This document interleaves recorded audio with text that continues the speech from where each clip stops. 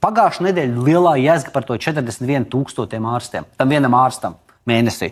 Visi ir tāds, ka visi ārsti Latvijā saņem 41,000. Apmēram tikpat idiotiska tēze, kā sākt runāt par to, ka visi basketbolisti Latvijā saņem 32 miljonus kā Kristaps Porziņš. Tikai tāpēc, ka mediķi pamatoti prasa finansējumu palielinājumu, budžeta veidotāji izmet ārā publiskajā laukā. Viņi to izmet ārā? 100%. Tas 100%? Es esmu pārliecināts, nevar to apgalvot. Ko tie bagātie mums te prasa? Apmēram, ko tie bagātie mums te prasa. Bet laikā, kurā ir acīm redzam pēc jebkura rādītāja, veselīgie dzīves gadi Latvijā sliktākie Eiropā.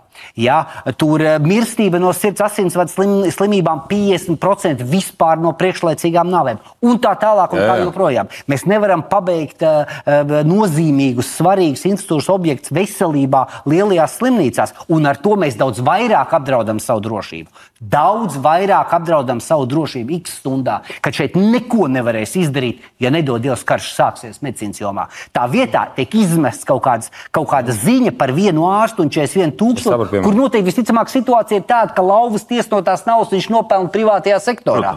Skaidrs. Un tāpēc šī budžeta veidošanas menedžments ir, vienkārši, manuprāt, traģisks un rezultāts ir sliktākais, kāds varēja būt.